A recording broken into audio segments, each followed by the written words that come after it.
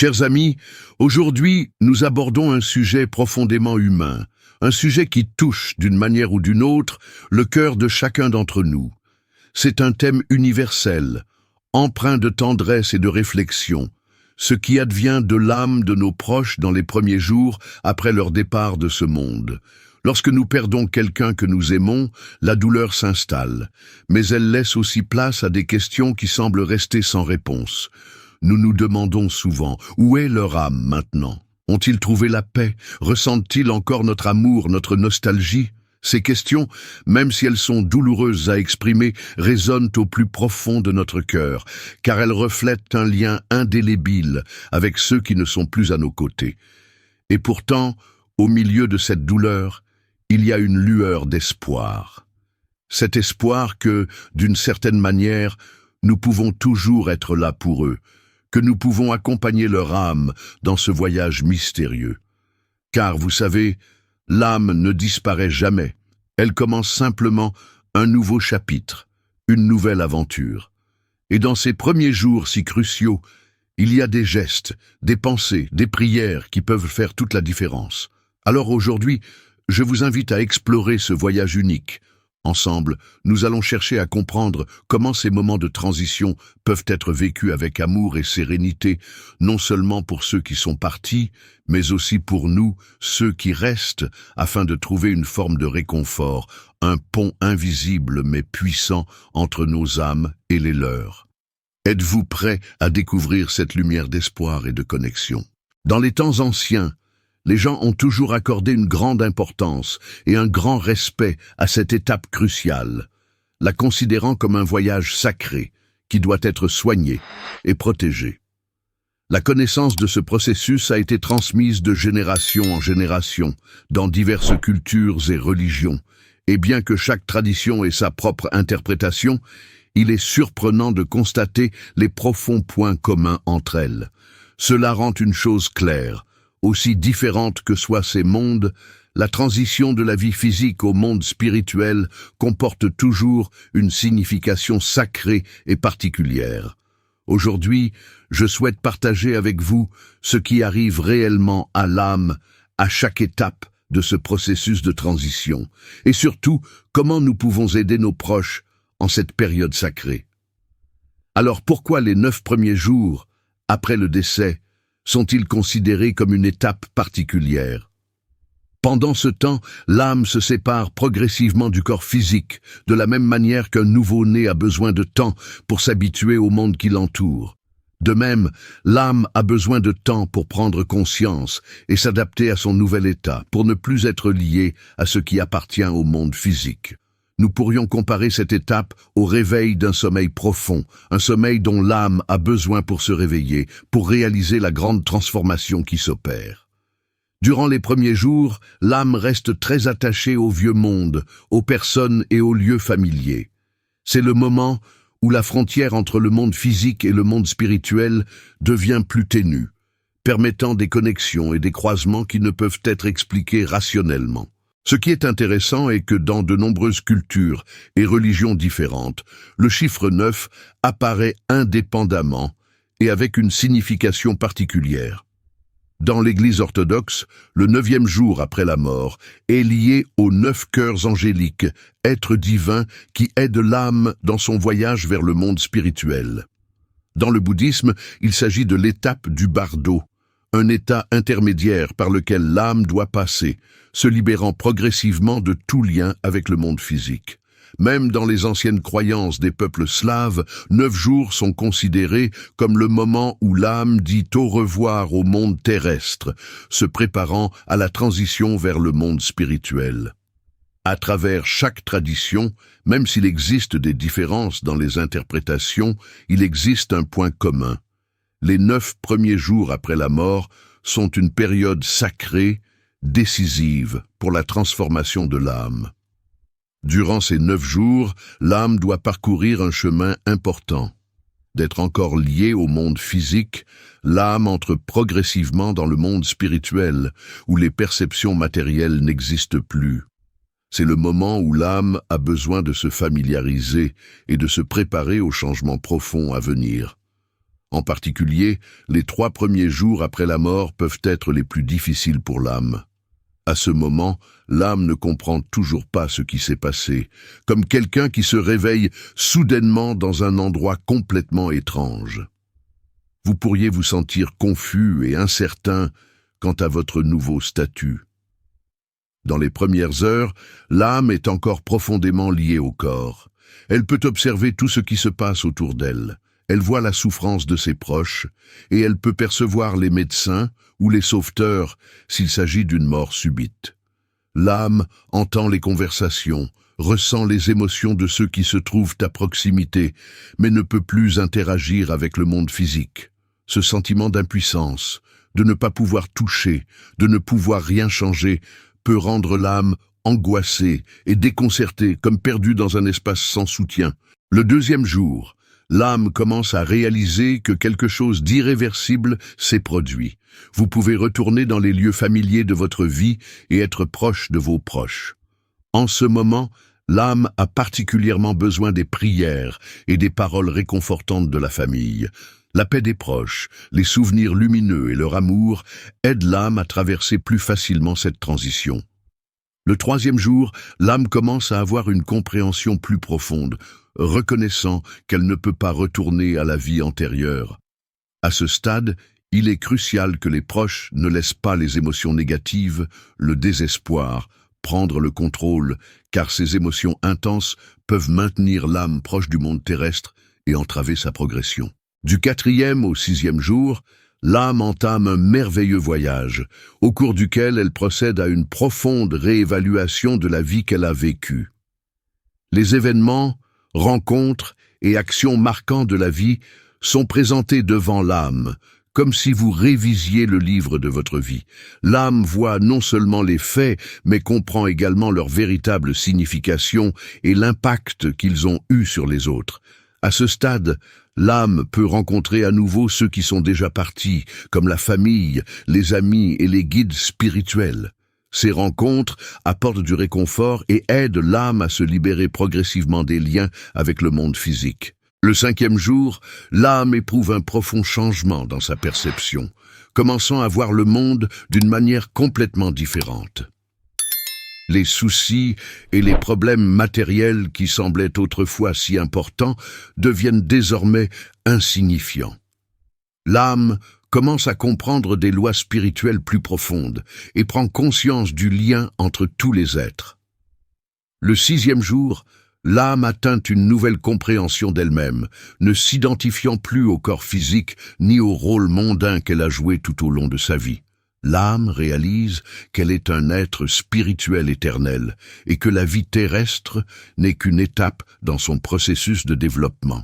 Les 3 derniers jours de cette étape cruciale sont le moment de conclure les affaires terrestres et de préparer la prochaine phase du voyage de l'âme. Le 7e jour, l'âme atteint une clarté et une paix particulières. Vous ne voulez plus retourner à la vie passée, mais vous pouvez toujours observer ce qui se passe dans le monde physique. Le 8e jour, l'âme lâche les derniers cordons qui la relient au monde, ne ressentant plus le besoin d'être proche des lieux familiers ou des êtres chers. À ce moment, l'âme comprend qu'elle peut maintenir sa connexion avec eux à travers la prière, de beaux souvenirs et de bonnes actions accomplies en leur nom. Le 9e jour, l'âme est pleinement préparée à entrer dans le prochain niveau d'existence, non plus liée par l'espace et le temps, mais existant dans une dimension différente, libre de l'influence du monde physique. Le dernier lien avec le monde souterrain devient aussi ténu qu'un fil, mais il n'est pas complètement rompu, car l'amour et les souvenirs peuvent transcender toute limite. Alors, comment pouvons-nous aider l'âme de nos proches pendant cette période cruciale ? La réponse n'est pas quelque chose de compliqué, mais plutôt de rester calme et de maintenir une attitude positive dans ces moments de douleur. Même si cela peut paraître difficile, voire presque impossible, nos émotions ont un impact profond sur l'âme des personnes décédées. La tristesse et le désespoir excessif peuvent maintenir l'âme proche du monde terrestre, créant un obstacle qui rend son parcours de transition encore plus compliqué. Par conséquent, Maintenir la paix dans notre cœur, même au milieu de la souffrance, est une manière d'aider l'âme à avancer fermement sur son nouveau chemin. L'un des moyens les plus efficaces d'aider l'âme est de prier. Que l'on prie selon un rite religieux ou simplement en silence, en envoyant des paroles du cœur, une prière sincère a toujours un pouvoir invisible permettant à l'âme de ressentir notre présence et de se laisser guider par des forces supérieures.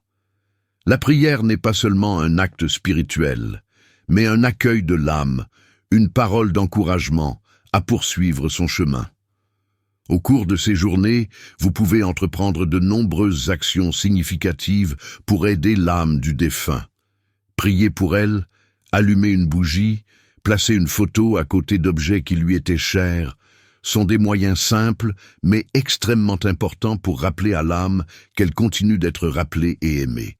Les mots gentils à son sujet, les souvenirs heureux partagés sont des ponts qui rapprochent l'âme de la paix. De plus, un moyen très utile d'aider l'âme pendant ce processus est d'accomplir des actes de gentillesse. Prendre soin de la nature, aider les pauvres, protéger les animaux ou simplement répandre l'amour dans la vie quotidienne générera des vibrations positives, atténuant la confusion dans l'âme. C'est une excellente façon d'honorer et de se souvenir de l'être cher, tout en nous réconfortant. Enfin, nous pouvons participer à des rituels de prière spéciaux, comme organiser des cérémonies de repos ou assister à des services religieux pour honorer le défunt. En particulier, lors de dates importantes comme les 9 premiers jours après la mort, ces rituels permettent non seulement à l'âme de ressentir notre présence, mais créent également un espace sacré où l'âme peut reposer en paix, avançant avec espérance sur son chemin de transition de guérison. Certaines personnes qui ont vécu des expériences de mort imminente décrivent des événements merveilleux et extraordinaires après leur mort, des moments pleins de paix et de légèreté, comme si leur âme avait laissé derrière elle le poids du corps physique et observait tout sous un autre angle. Beaucoup rapportent avoir retrouvé des proches partis auparavant comme une rencontre pleine de consolation. Un médecin de soins intensifs de la ville de Tver a partagé le cas d'un patient qui est revenu de la mort et a décrit en détail les événements survenus dans la salle d'opération, bien qu'il soit inconscient. Ces expériences nous offrent un aperçu plus profond de ce qui arrive à l'âme dans les premières étapes après la mort, nous aidant à comprendre qu'il peut y avoir un voyage spirituel important juste après le départ de nos proches. Il ne s'agit pas seulement d'une histoire personnelle, mais d'un thème universel qui traverse de nombreuses cultures et traditions. Depuis le livre des morts de l'Égypte ancienne à Bardo Todol, du bouddhisme tibétain aux anciens mythes slaves, tous décrivent le processus de transition du monde terrestre au monde spirituel comme un voyage plein de défis et d'espoir. Les études modernes sur les expériences de mort imminente ont rassemblé des milliers de témoignages qui, malgré les différences culturelles, présentent une étrange uniformité. Cela révèle une vérité indéniable sur une vie après la mort pleine de mystères. Même les personnes qui ne sont pas religieuses ou ne pratiquent aucune forme de spiritualité, après avoir vécu une expérience de mort imminente, racontent leur rencontre avec des proches décédés, ressentant un amour inconditionnel et une compréhension absolue. Ils acquièrent également une nouvelle perspective sur la vie et la mort. Ces expériences génèrent généralement un changement profond, transformant votre vision du monde, de l'existence et surtout de la mort. Chers amis, rappelez-vous que la mort n'est pas une fin, mais une transition importante pour l'âme.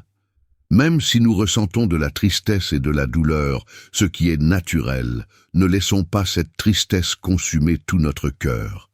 L'âme de nos proches continue son chemin, et nos pensées positives, nos prières et nos bonnes actions seront un soutien précieux dans leur nouveau chemin. Chaque âme traverse cette étape de manière unique, mais il y a une chose qui ne change jamais. L'amour et le soutien de la famille sont des forces invisibles qui aident l'âme à surmonter n'importe quel défi. Nos proches ne disparaissent jamais sans laisser de traces. Ils vivent à jamais dans nos cœurs, dans les beaux souvenirs que nous avons partagés avec eux et dans les bonnes œuvres qu'ils ont laissées en héritage. Bien que le corps physique ne soit plus présent, le lien spirituel entre nous et eux reste intact. Valorisons chaque moment ensemble et, si nous devons nous dire au revoir, rappelons-nous que notre amour, nos pensées positives et nos prières seront la lumière qui guidera leurs âmes sur leur nouveau chemin. Gardons la foi qu'un jour, toutes les âmes seront réunies dans un lieu merveilleux où il n'y aura ni séparation, ni souffrance. Merci de vous joindre à moi dans cette conversation sur un sujet aussi important et profond. Que ces réflexions apportent paix et espoir à votre cœur. En conclusion, les 9 premiers jours après la mort. Les 9 premiers jours après la mort représentent une période essentielle, marquée par un profond processus de purification et de transition pour l'âme. Bien que le mystère de ce passage dépasse notre compréhension humaine, les enseignements spirituels nous éclairent sur le fait que l'âme, durant ces jours, est amenée à faire face à ses actions passées, à peser le bien et le mal qu'elle a accompli, et à entamer son chemin vers la paix éternelle. Cette réflexion nous rappelle la valeur infinie de chaque instant de notre vie et la manière dont nos choix, nos paroles et nos actes influencent notre destinée éternelle. Cette période est une invitation à vivre pleinement, avec un cœur pur et une conscience en paix, en recherchant toujours la réconciliation avec Dieu et avec nos semblables. Car au moment où notre vie sur terre s'achèvera, il ne restera que ce que nous aurons semé, amour, bonté et foi. Réfléchir à ce que traverse l'âme pendant ces premiers jours après la mort nous incite à ne pas négliger l'importance de chaque jour, chaque décision, chaque occasion de faire le bien. La vie n'est pas un simple passage, mais un précieux cadeau, une opportunité unique de préparer notre âme à rencontrer Dieu. Le processus de purification de l'âme nous enseigne que toutes nos actions, grandes ou petites, laissent une empreinte durable. Nous sommes invités à orienter nos choix vers ce qui est juste, noble et empreint d'amour. Cela nous rappelle aussi la puissance du pardon, à la fois envers les autres et envers nous-mêmes, qui libère notre âme des chaînes de la rancune et de la culpabilité. La vie est brève et le temps pour se repentir ou réparer les torts est limité.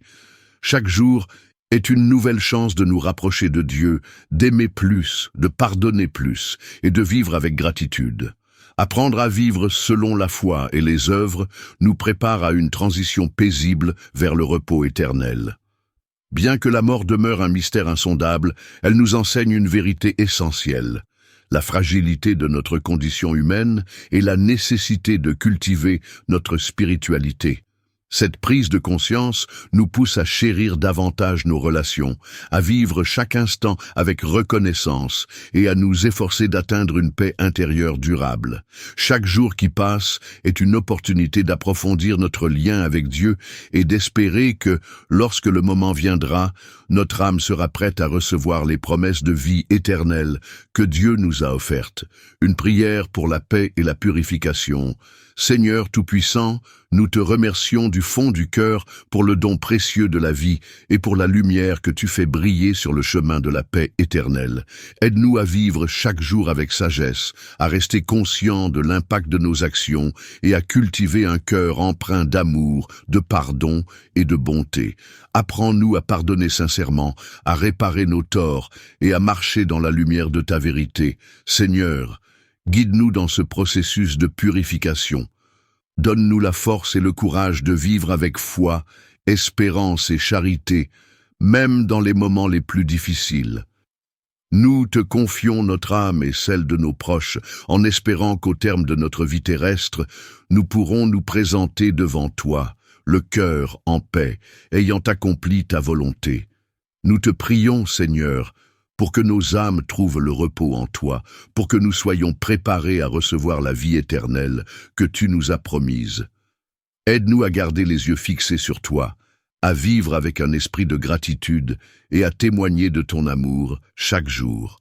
Nous te le demandons humblement, au nom de ton Fils bien-aimé, Jésus-Christ. Amen.